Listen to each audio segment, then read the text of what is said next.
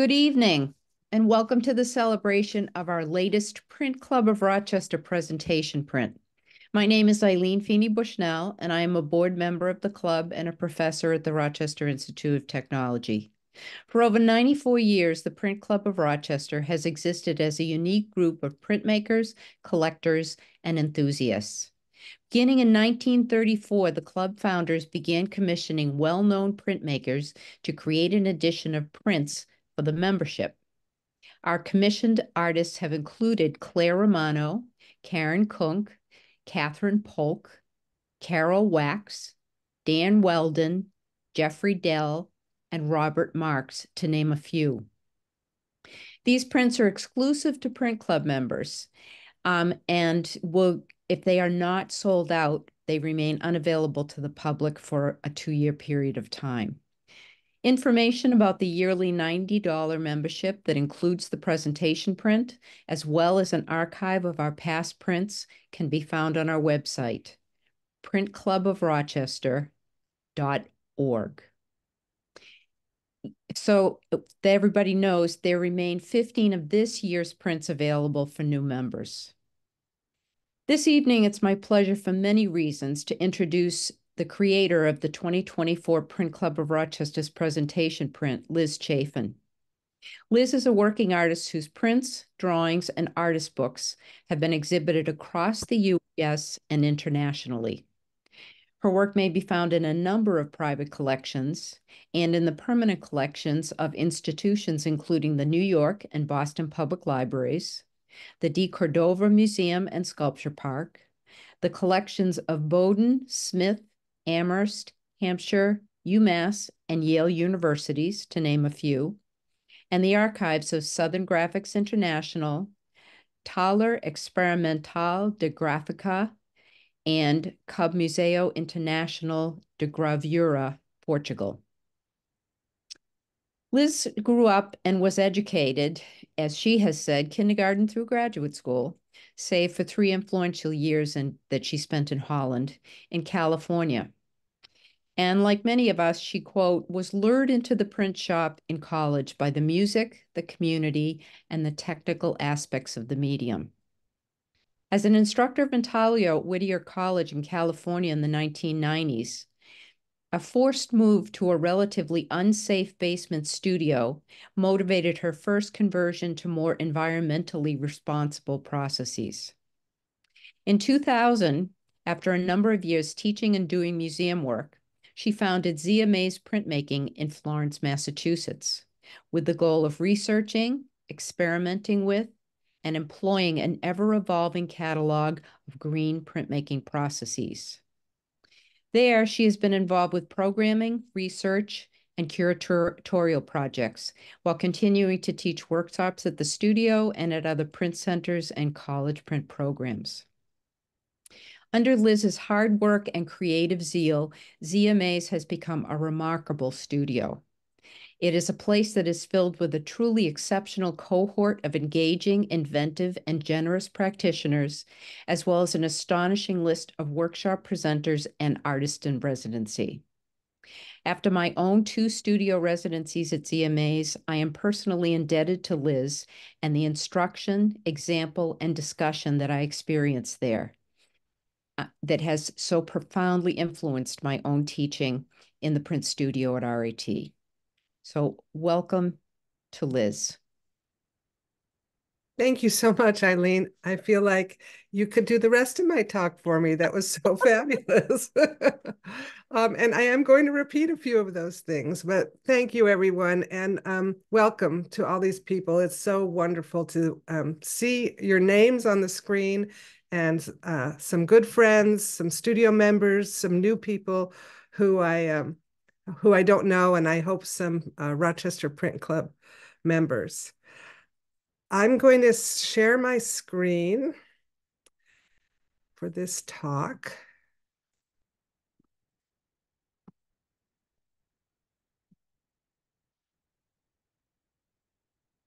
And let me get, all right, can everybody see the screen?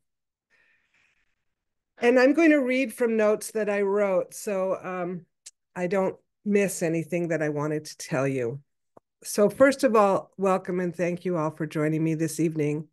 I'm so honored to have been selected to make the 2024 presentation print for your club and to be able to speak to you about my art practice.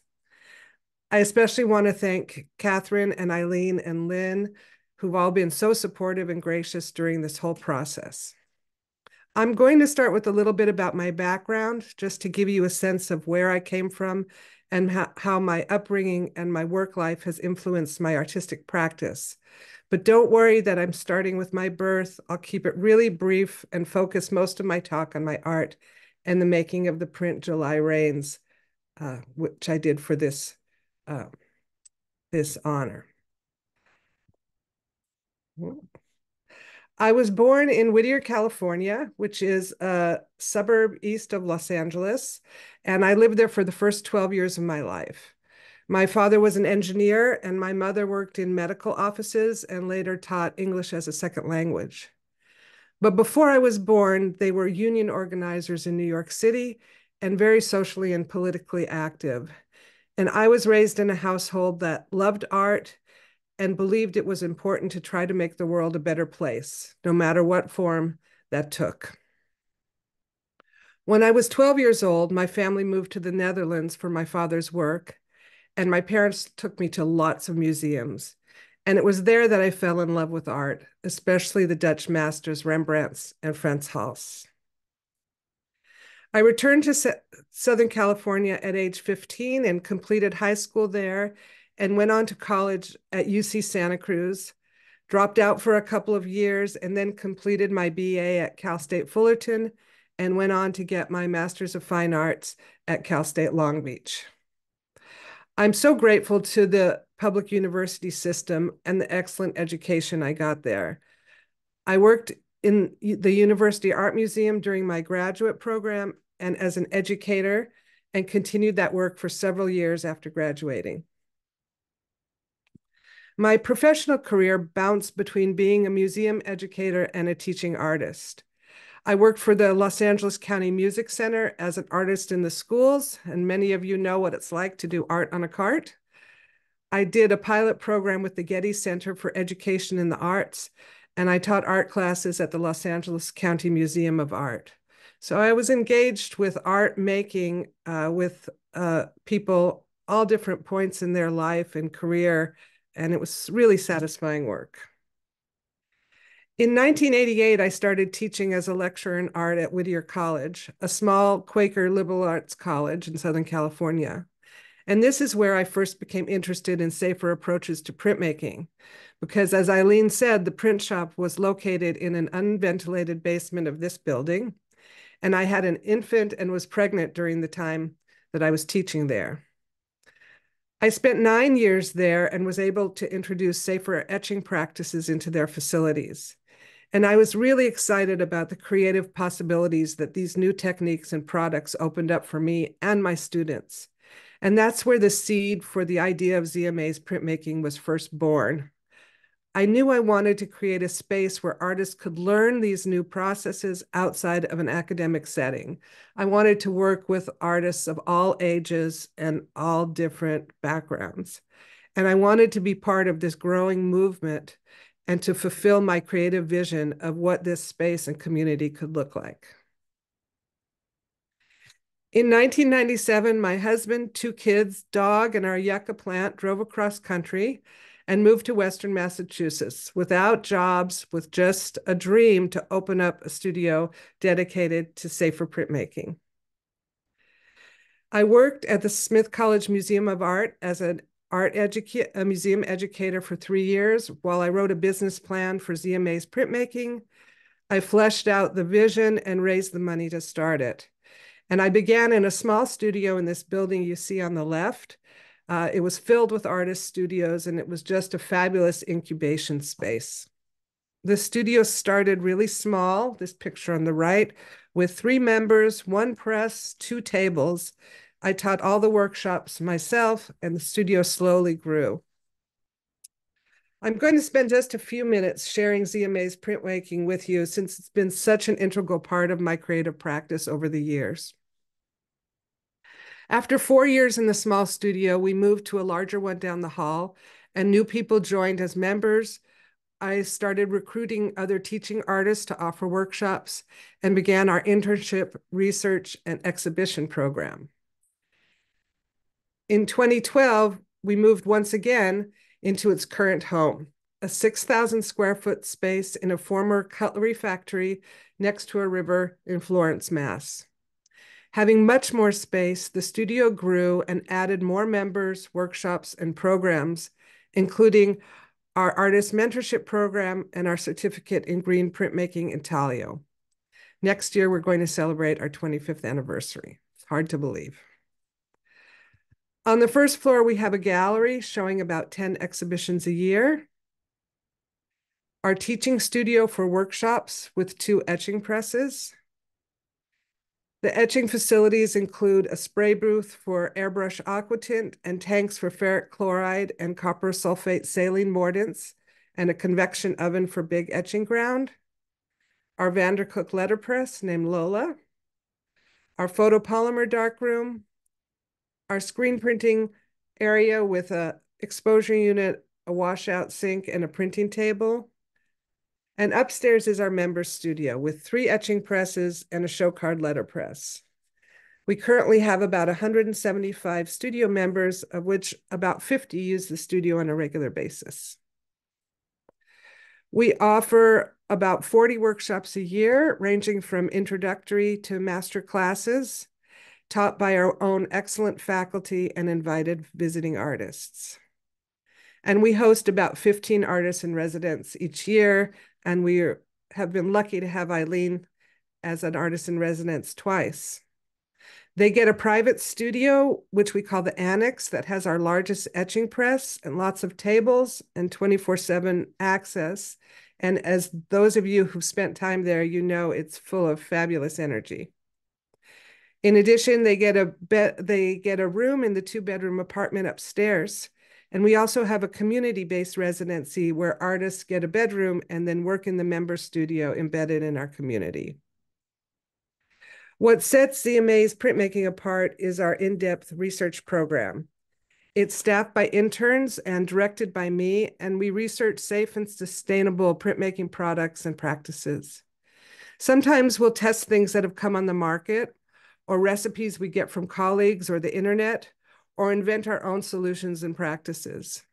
Our interns do the research and present their projects to our members, and we publish it in our online school. Our research projects also inspire me personally as an artist to explore new techniques and materials.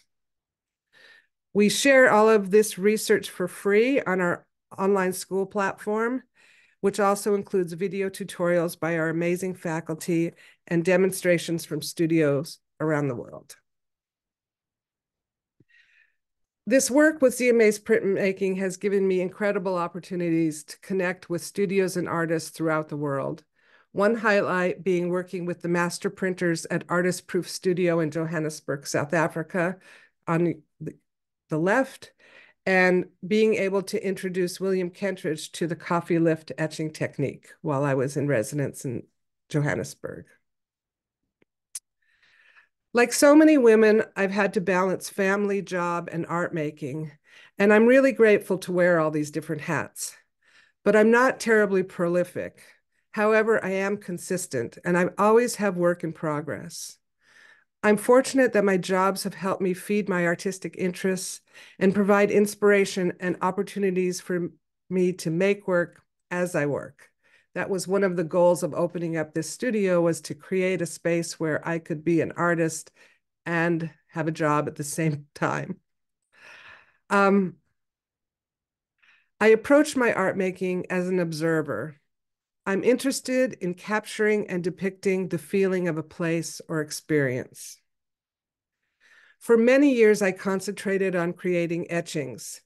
It allowed me to really dive deeply into the different materials we were using and advocating at ZMA's, and to gain a sense of mastery with these techniques. And I loved the metal and the gifts that etching gives. And I felt I had a lot to learn about light and dark through working just in black and white. My etchings came from drawings and photographs of people in public spaces, how they interact with each other and the space around them.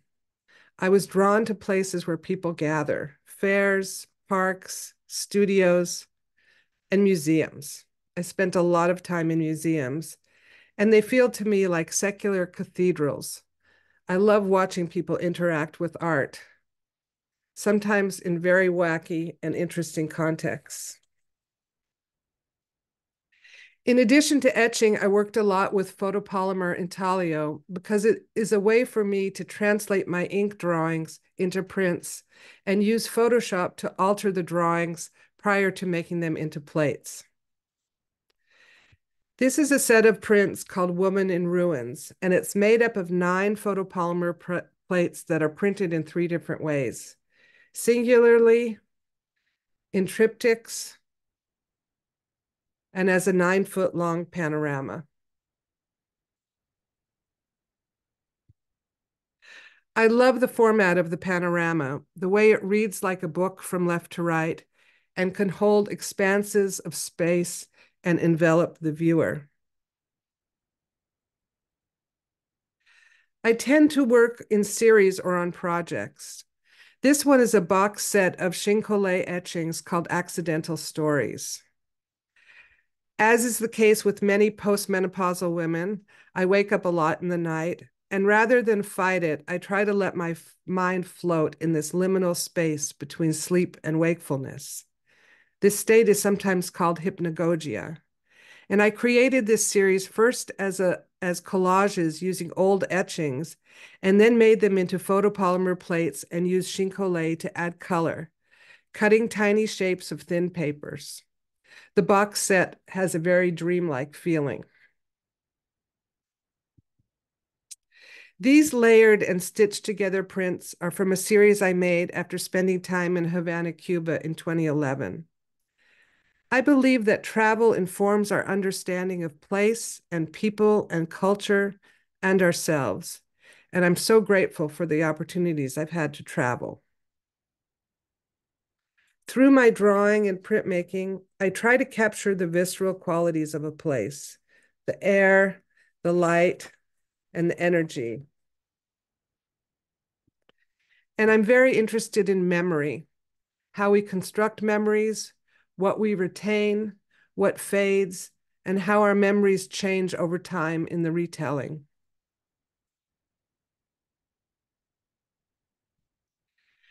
This notion of transforming the format of my prints has interested me for quite a while, and I often make artist books. A book gives the viewer another way of experiencing the artwork. There's a pacing to the looking, a cinematic quality, an intimacy. The invitation to interact and move the material engages new senses.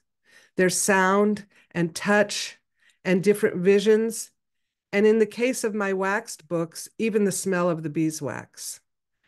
The translucency of the material gives the viewer a glimpse of what's to come and what has passed. Many of the books I make use prints that were left over from creating a series. I usually make the book as the last piece in the series, as a closing and a memento of the creative experience. This book, entitled Before, was made just before the COVID-19 pandemic. The prints are made from photo etchings on aluminum plates and are printed on very thin papers and then waxed and bound with a Japanese stab binding stitch. At the time, I was thinking about all of the unknowns that lie before us. Little did I know that it would take on new meaning and gravitas in just a matter of months when we were forced into isolation.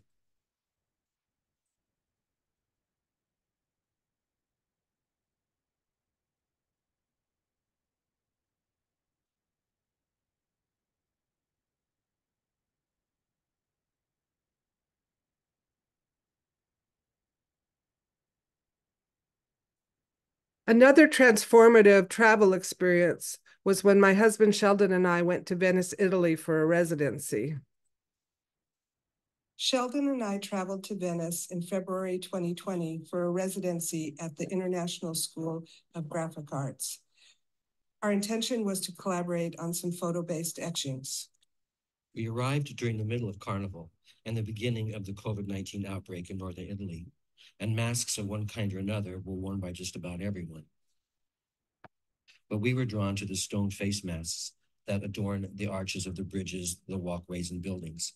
They are predominantly on the keystone of an arch, which is the stone that locks the rest of the pieces in place, and the purpose of them is to scare off evil spirits and the devil, who is waiting under every bridge or inside every dark alley to steal your soul.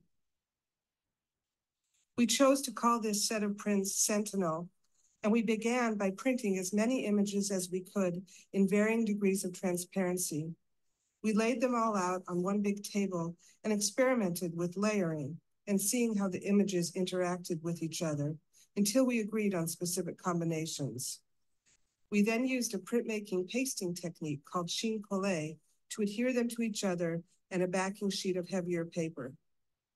Even though we initially set out to capture an aspect of the city of Venice that spoke to us, the final print seemed to also comment on the way the COVID-19 virus has laid a veil of uncertainty over the entire world.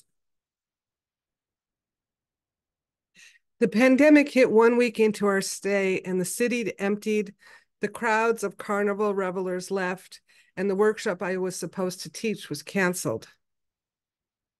We were alone in this amazing city with access to the print studio, but not to any of the museums or churches. So we used the architecture and the outdoor sculpture as our inspiration. Copper is an integral part of my printmaking. I use it to make etchings, and I love everything about it. The color, the way my tools grab the surface and glide through the metal, the pink glow I see when I am wiping ink into it. And yet I know it comes with a really high price. Copper mining is the cause of massive environmental destruction. Mine workers suffer from terrible diseases and a violent history of struggle for labor rights. Indigenous peoples' land was stolen and stripped bare in search of this metal. I created this piece as part of ZMA's printmaking's participation in a project called Extraction, Art on the Edge of the Abyss. It was an international project designed to call attention to the damage extractive industries like mining have on the environment. I used this opportunity to research copper mining and created this installation called Pit. It's a 3-part piece dealing with the huge environmental and social toll of copper mining. I began with a small stack of old plates where I etched out the centers to create holes so that when the plates are stacked, they look like a copper mine. I etched text into the back of these holy plates, facts about mining and stories about the communities impacted, the miners and the land. And I blind embossed these plates and the holes and made an accordion book in white so that you have to really search for the story, just as I had to do to unearth the troubling facts about this metal I use so much in my art practice. My hope is that as it's exhibited and read and handled, people will leave oil and dirt on the pages and the words will become easier to read. I printed the etched holes as a representation of what has been taken away. Together, all 3 components tell a story. I finished Pit in 2020 and was really interested in continuing to reuse old etching plates in new work and using the etching process itself to make shaped plates. I intended to make a book about social distancing since we were just at the beginning of the pandemic. So I began drawing a series of human figures into the hard ground plate and then etching them for 48 hours until they snapped out of the copper like paper dolls. In this way, I created a whole cast of characters that I could work with. My original thought was to have all the figures really close together when the book was closed and then spread apart as it opened further. I thought it would just be a blind embossed book. So I began embossing the figures into different papers. And of course, the book that I had originally planned morphed into something else that included collage and drawing with Sumi ink. This led me in a whole new direction, and I began a series of ink drawings over the embossed figures that spoke to me about the pandemic, mixed with the climate crisis, the isolation we were feeling, the distances we had to maintain from loved ones, and the comfort we took in intimacy. I added collage elements to the embossed prints and drawings and created this series I called This Strange Time. An important part of making this series was to only use materials I already had in the studio. And I resurrected prints from 20 years ago and cut them up to integrate into the collages. In early 2022, I was invited to participate in a group book project organized by Susan Schmidt, who's here today. Hi, Susan. 10 artists were asked to read a poem by Susan Roney O'Brien called Edge of the Ocean and make a print for a page in this book that folds in all these wonderful ways. To me, the poem was about friendship and time, and I wanted to use some of the embossed figures, but we were asked to print on a thin paper, and I knew the embossing wouldn't work well on that paper. So I scanned the blind embossing and was amazed at the trompe-l'oeil effect I got from the scanner light. I made photopolymer plates combining elements from the Sumi ink drawings with scans of the embossed figures. This led me to a whole new body of work I ended up calling iterations because I used a limited number of plates over and over again in different ways. I was finally coming to a place where I didn't need to pre-plan my artwork. I gained trust that the disparate elements could and would come together. I made photopolymer plates from many of my embossed drawings and printed the plates in different colors and combined different plates together in the same print. I did dry point into the polymer plates. I printed on the fronts and the backs, right side up and upside down, and I coated them in beeswax to make them translucent. I stitched them together in different formats. And as I continued to work on this series, I began to let the figure fade more and more into the atmosphere.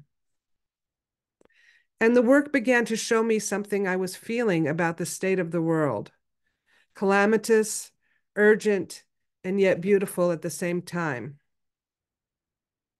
And thus began a new series I call Anthropocene, which is the unofficial term for the geological time period when humans began having a substantial impact on the Earth. Ironically, I abandoned the figure entirely at this point and concentrated on abstraction and ways to create mood and meaning without the use of the figure, which felt like it was becoming a crutch for me. I scavenged fragments of prints from different series and combined them to make new images. This is the body of work I was deeply involved in when I was asked to make the presentation print for the Rochester Print Club. In July of 2023, we had more than a week of heavy rain in the Pioneer Valley where I live in Western Massachusetts. Streets flooded and farm fields flooded. So much was lost, and because it hit so close to home, the reality of extreme weather due to the climate crisis felt even more pressing. So going back to drawing, I began to do a series of quick Sumi ink drawings that allowed me to release my impression of the weather events, the movement of the air, the wildness of the winds, the drenching of the fields, my own fears and anxiety, my confusion and helpless feelings. After I completed about a dozen drawings, I hung them up in my studio and stared at them. And when I turned this one on its side, I saw a landscape emerge. The weather and the feeling I was going for to describe the impact of the July rains on our local farms. But I wasn't yet married to the image, so I scanned the drawings and made photopolymer plates to use in printing and began printing them singularly and together in different combinations, in different colors. I tried different variations for weeks, but I kept coming back to this image as the one that really told the whole story in an eloquent way. However, I was really bothered by one part of the original plate, this mountain shape here that seemed to dominate the composition. So I cut the plate down to remove the mountain and combined it with another plate and was finally really satisfied with the image and felt it worthy of your distinguished commission. Because I made photopolymer plates for this edition, I realized I could make a duplicate set of plates to make the printings go faster. I had never done an edition as large as this one.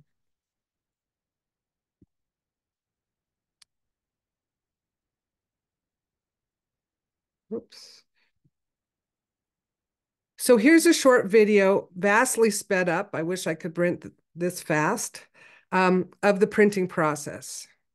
I inked up one plate with processed yellow mixed with transparent base, and the other with a mixture of Prussian blue and bone black inks. I wiped both plates with tarlatan and paper, and it took me about 2 weeks to complete the edition. One of the things I love about printmaking is how it exercises so many different facets of one's body and soul. There's the intuitive, creative image conception, the experimental and sometimes technical plate making and proofing, and the meditative process of editioning. This medium challenges me and satisfies me in so many different ways. So here I am inking up 2 of the same plate.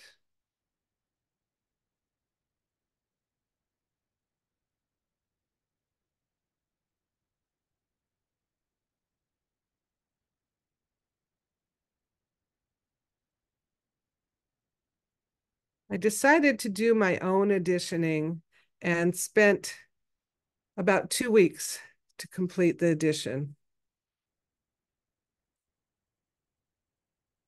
It was a really nice, quiet time to be present with my thoughts and my work.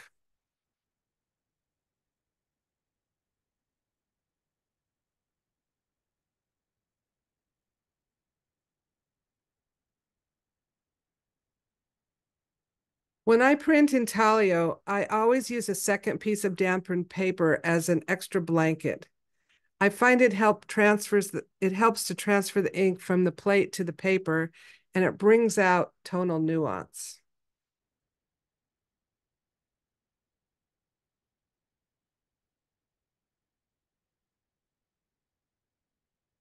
And the beauty of using these thin polymer plates is that I could print with either the paper on top or the paper on the bottom. And that really helped with the registration.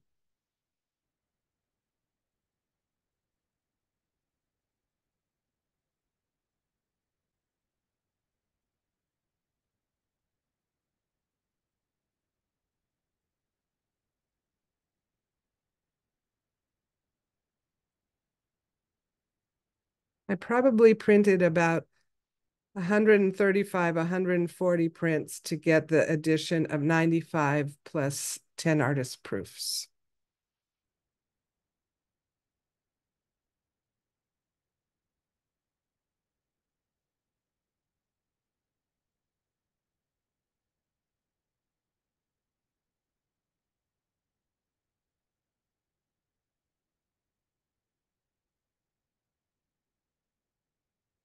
Voila. This wonderful experience led me into making a new series using the plates I made that didn't get used in July rains. So here's a little preview of what I've been working on since finishing the edition for you. These prints combine photopolymer intaglio plates, copper etchings, and zinc etchings. They're printed on both thick Western papers and thin Asian papers, sometimes waxed, sometimes collaged, sometimes stitched. This one is called Water, Water Everywhere. This one is It Poured and Poured.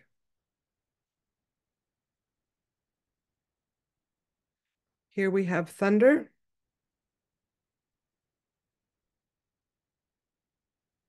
Flooded Fields. And The Winds Blew Fierce. And finally, Splash. I'd like to close by acknowledging a few of the things that have been so important to me over the years as an artist. First, my partner, Sheldon Carroll, who's supported my art making and the lifestyle choice that comes with that for over 40 years. Second, the eyes, thoughts, and constructive criticism I get from Lynn Peterfreund and Joyce Silverstone, two artists with whom I've been sharing my work for over a decade. I cannot put into words the value of having a long-standing, trusting relationship with fellow artists. They were invaluable in helping me select and refine this print. And finally, the community of ZMA's printmaking that constantly inspire and motivate me. Thank you.